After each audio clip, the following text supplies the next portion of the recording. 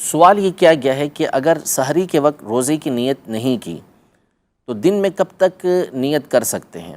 اور اگر بالکل ہی نیت نہیں کی تو کیا حکم ہوگا؟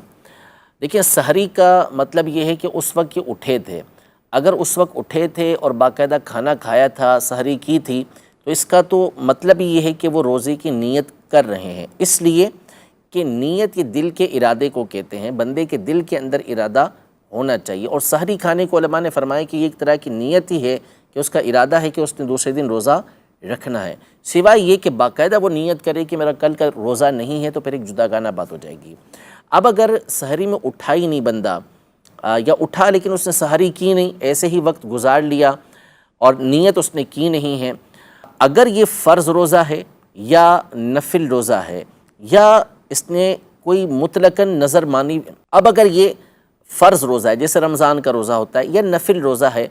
تو اس میں حکم یہ ہے کہ ضحوہ کبریٰ سے پہلے، جس کو ہمارے یہاں زوال کا وقت کہا جاتا ہے، اس سے پہلے اگر وہ چاہے تو نیت کر سکتا ہے، لیکن اس میں دو چیزوں کا ہونا ضروری ہے۔ نمبر ایک یہ کہ اس نے صبح صادق سے لے کر اس وقت تک کچھ کھایا پیا نہ ہو، یعنی جان بوجھ کے کچھ کھایا پیا نہ ہو، روزہ توڑنے والا کوئی کام اس نے نہ کیا ہو۔ دوسرا یہ کہ وہ نیت یہ کرے گا کہ میں صبح سے روزے سے ہوں،